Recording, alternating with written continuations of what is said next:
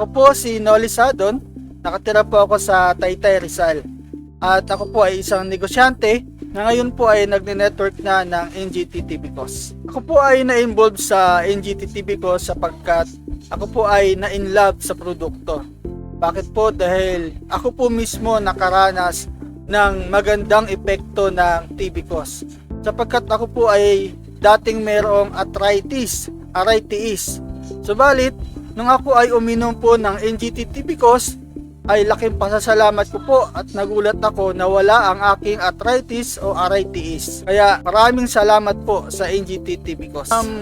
Kung ako po ay napagaling ng NGT Tibicos, ay gusto ko rin po na maranasan ninyo ang magandang epekto ng Tibicos.